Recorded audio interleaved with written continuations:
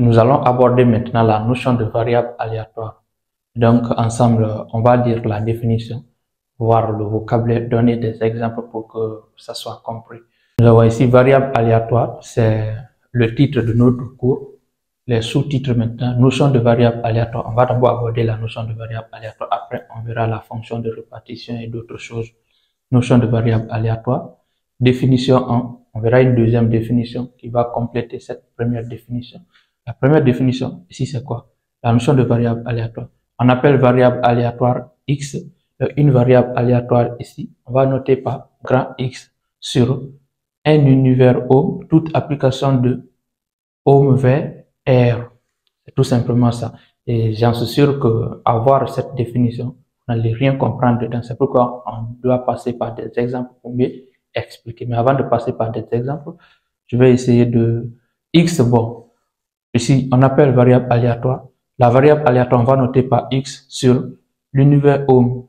Toute application, vous savez qu'une application, lorsqu'on parle d'application, il faut toujours connaître un ensemble de départ et un ensemble d'arrivée. C'est pourquoi ici on dit sur l'univers ohm. Donc, l'ensemble de départ, c'est ohm et l'ensemble d'arrivée, c'est R. Donc, ici même, c'est écrit application de R vers ohm. Ohm, vous savez, c'est l'ensemble des éventualités. R, c'est l'ensemble des nombres réels. Donc, je ne vais pas trop me fatiguer. Dans le vocabulaire, je vais essayer d'argumenter beaucoup plus. En d'autres termes aussi, une variable aléatoire ici, c'est quoi? C'est tout simplement une application ou bien une fonction de l'ensemble des éventualités vers l'ensemble des nombres réels. L'ensemble des éventualités, c'est O. L'ensemble des nombres réels, c'est R.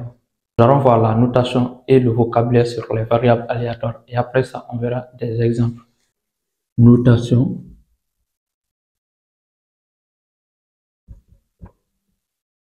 et vocabulaire. Bon, les notations. Oui, c'est pas grave. Notation et vocabulaire. Alors, le vocabulaire, ça consiste à dire quoi? Ici, ou bien la notation. Nous avons dit quoi? On appelle variable aléatoire X sur un univers ohm, toute application de R vers, toute application de R vers. On a ici l'univers des éventualités et nous avons ici l'ensemble des nombres réels. Dans la variable aléatoire, c'est une application. Donc, cette application, on va la noter par X, comme ça, qui quitte, par exemple, les éléments là vers les nombres réels. Ça peut être comme ça. Comme ça. Donc, c'est comme ça. Comment on va noter? Comme c'est une application, l'ensemble de départ, c'est ça, et l'ensemble d'arrivée, c'est ça. On va noter comme ça. X, c'est grand X, c'est X majuscule, c'est égal X1, X2, X3, jusqu'à Xn.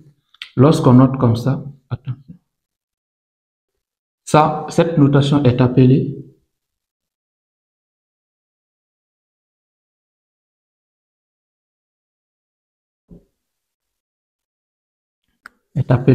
univers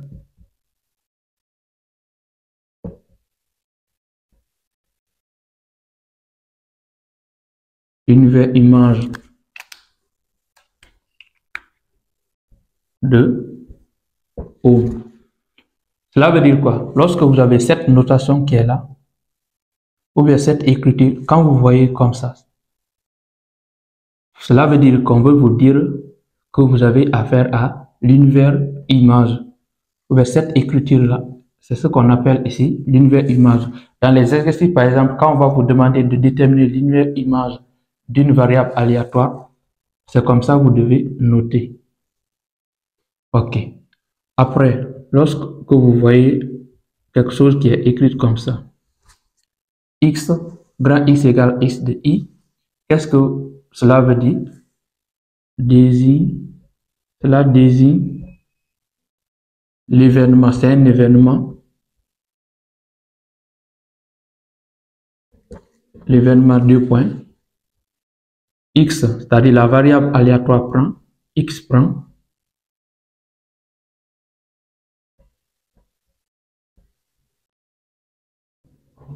la valeur x de i. Ça, c'est des choses, bon, vous allez comprendre par la suite.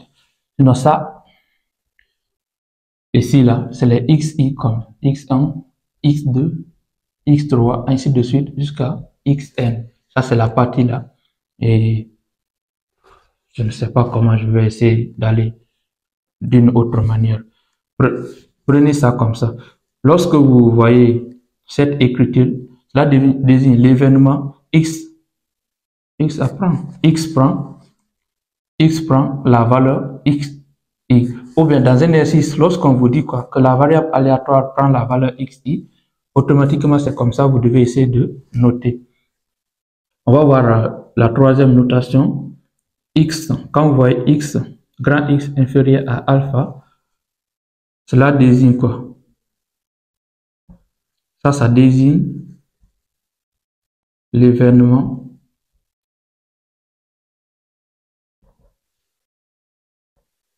quel événement? L'événement ici, x prend une valeur strictement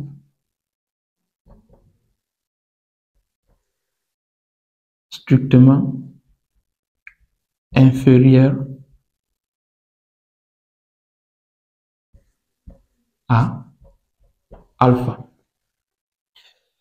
Parfois, dans les cours, lorsque vous suivez un cours, vous ne comprendrez pas automatiquement ce que ça veut dire, mais vous êtes obligé de vous efforcer au moins à le suivre. C'est un passage obligatoire. Même moi, j'aurais dû passer par des exercices, mais vous ne comprendrez pas pourquoi est-ce que je note telle chose comme ça, pourquoi est-ce que je l'appelle. C'est pourquoi il faut passer obligatoirement par le cours.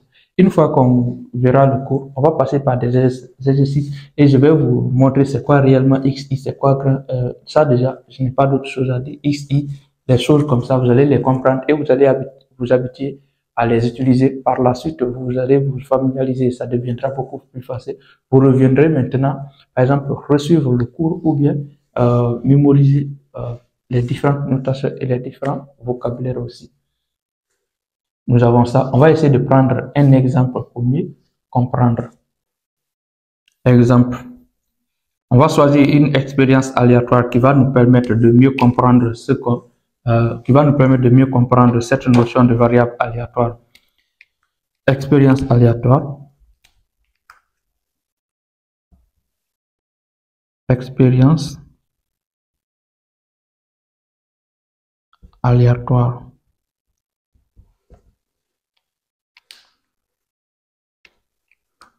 On tire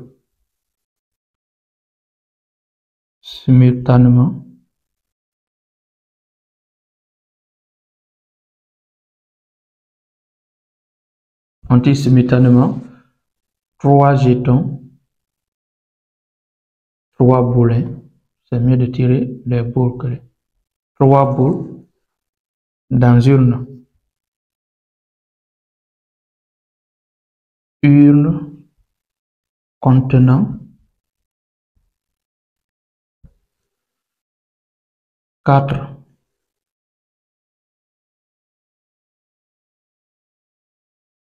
boules rouges,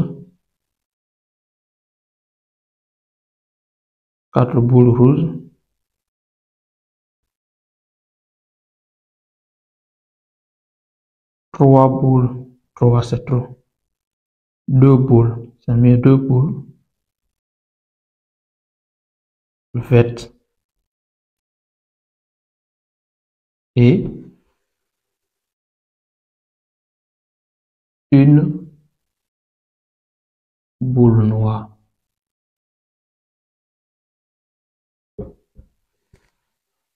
Voici une expérience aléatoire, par exemple, qui consiste à tirer simultanément trois boules dans une urne contenant quatre boules rouges, deux boules vertes et une boule noire. Si tel est le cas, nous avons par exemple un ensemble ici de combien de boules? On va dire soit l'ensemble.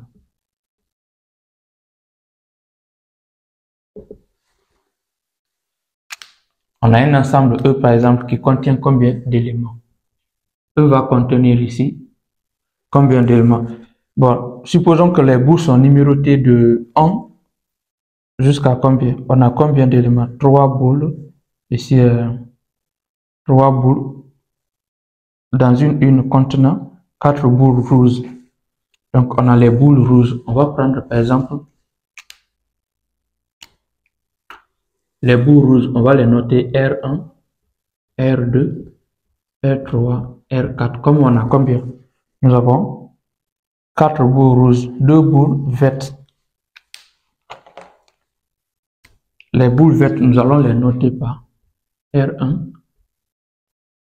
boule verte 1, V1, V2. On a combien de boules vertes? 2 boules vertes et une boule noire. Pour la boule noire, on va noter par N1. Voici un ensemble qui contient tous ces éléments. Là, on va chercher l'univers.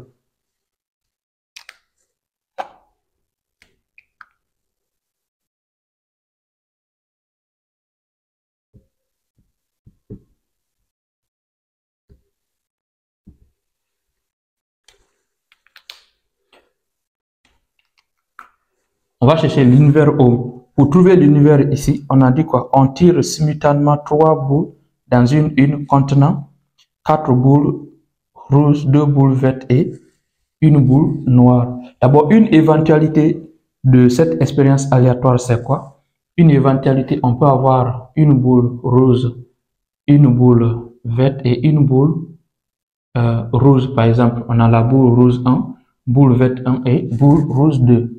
Ça, c'est une éventualité. On peut aussi avoir quoi? On pouvait avoir boule verte 1, boule rouge 2 et la boule noire 1, par exemple. Ça, c'est aussi une éventualité. Donc, l'ensemble des éventualités ici, c'est tout simplement le produit cartésien de quoi? Ou bien, ce sont des sous-ensembles, excusez-moi.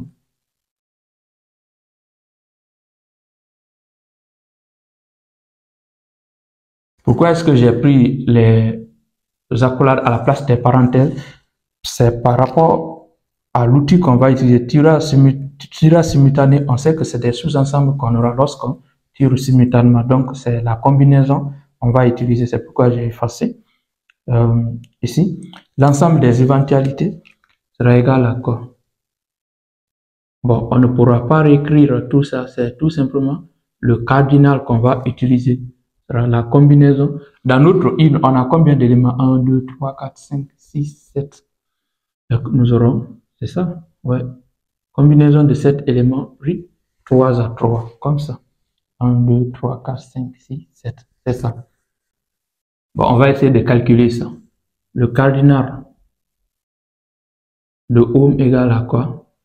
Nous avons dit ça, c'est 7 éléments pris 3 à 3, qui sera égal à factoriel 7 sur factoriel 3, factoriel 7 moins 3 égale factoriel 7 sur factoriel 3, factoriel 4. Ça sera égal à quoi? 7 fois 6 fois 5 fois factoriel 4 sur, on va décomposer ça 3 fois 2 fois 1 fois factoriel 4. On peut simplifier. Après, on va regarder, il y a 2 ici. Bon, le produit des deux là, 3 fois 2, c'est 6, et il y a 6 ici. On va se débarrasser. Donc, ça va nous donner 35. Le cardinal.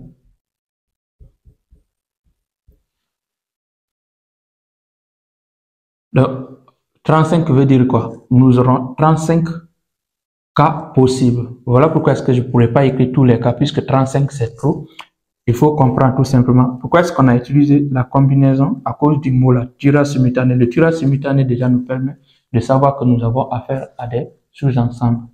À partir de là déjà, nous allons intégrer la notion de variable aléatoire. Ici, variable aléatoire. Pour cela, je vais écrire une phrase qui va nous permettre de comprendre la notion de variable aléatoire. On va dire quoi? Nous avons dit qu'on note une variable aléatoire par grand X. Donc, notons par X le nombre de boules rouges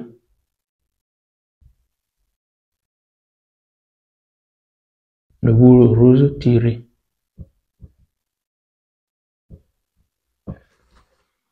Grand X, qui est notre variable aléatoire ici, c'est le nombre de boules rouges tirées. Maintenant, lorsqu'on tire 3 boules rouges simultanément parmi 7 boules dans une, quelles seront les valeurs possibles de X? Ou bien ici, dans chaque éventualité, combien de boules rouges on peut obtenir dans chaque éventualité lorsqu'on fait un tirage simultané de 3 boules dans une. Donc, c'est beaucoup plus facile à l'imaginer. Ici, regardez par exemple, lorsqu'on prend 3 boules parmi les 7, on peut tomber sur 3 boules rouges directement. On peut avoir la boule rouge 1, la boule rouge 2 et la boule rouge par exemple 4. Donc, on peut tomber sur 3 boules rouges. Si par exemple on a mis la main, on est tombé sur 3 boules rouges, alors X sera égal à, grand X sera égal à 3. C'est pourquoi ici, ça c'est par exemple à partir de là. C'est pourquoi on nous dit quoi? Que X de I, X égale à X de I désigne l'événement X prend la valeur XI. C'est tout simplement ça. Si on met, comme on a dit, la variable aléatoire X, c'est le nombre de boules rouges tirées. Lorsque, par exemple, on met la main, on tombe sur 3 boules rouges, puisque c'est possible, on a... Ici, c'est 4, hein? Putain. Nous avons 4 boules rouges. Si on met la main dans l'une, on peut tomber sur 3 boules rouges, c'est bien possible, puisqu'il y a autant de boules rouges. Ou bien, une autre possibilité, c'est de faire quoi? Par exemple, on tombe sur une boule rouge, on a une boule rouge et une autre boule. Ça peut être une boule verte comme ça ou une boule noire. Attendez, je vais prendre ça. Sur la boule noire. Si on tombe sur la boule noire, ici, il y a combien de boules rouges dans l'une?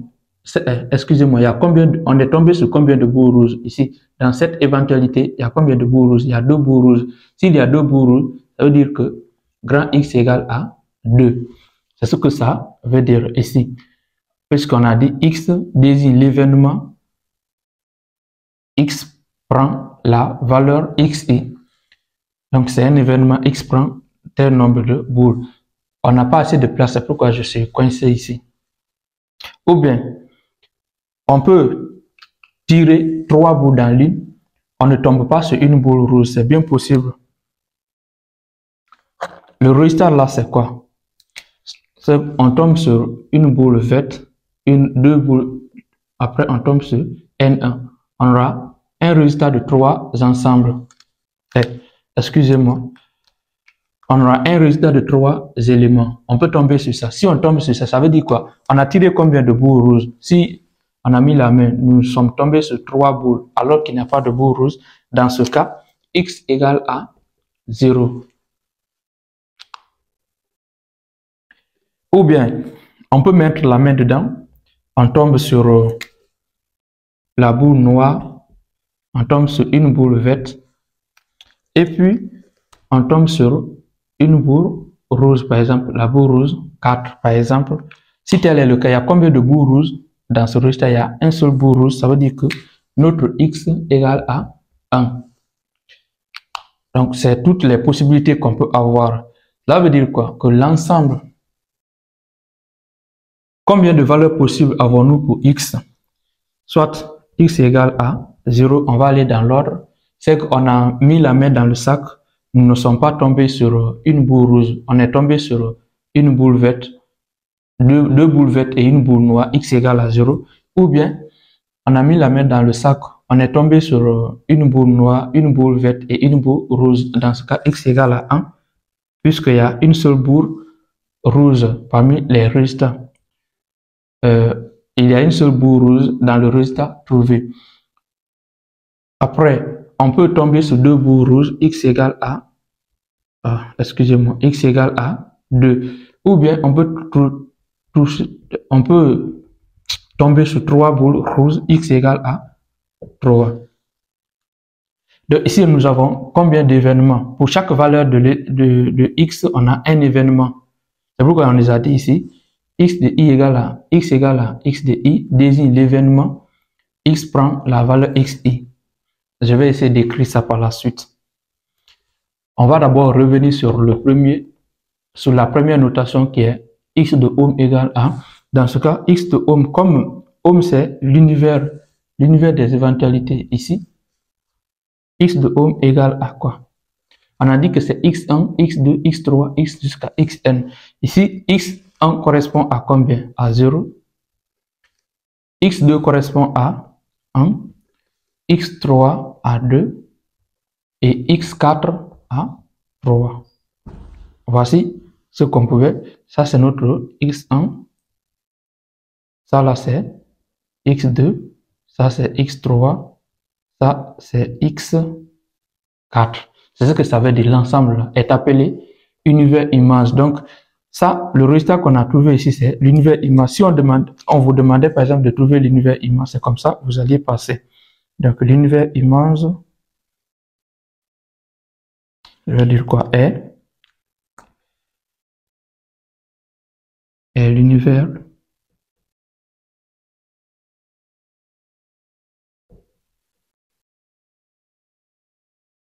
image.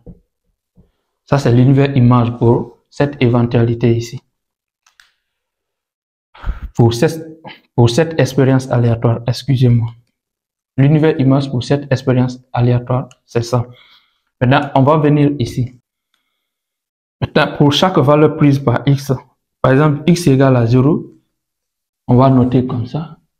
X égale à 0 désigne quoi? Désigne un événement comme désigne l'événement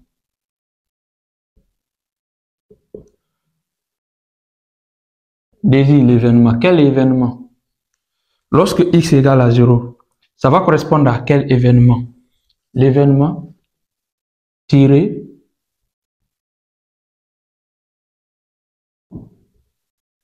combien?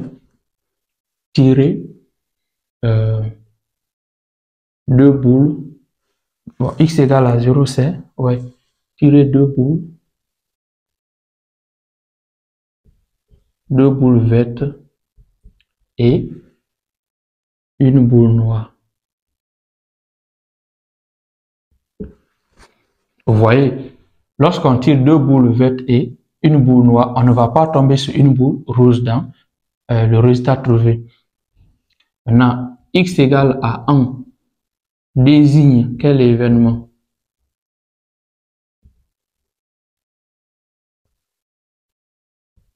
Désigne l'événement ici tirer une boule rouge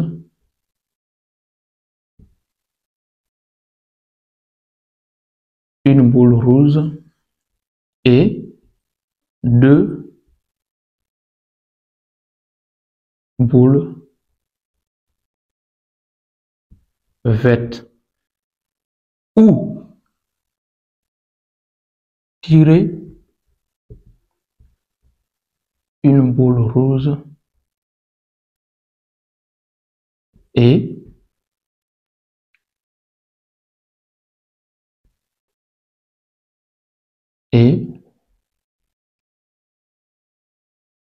une boule verte et aussi une boule noire.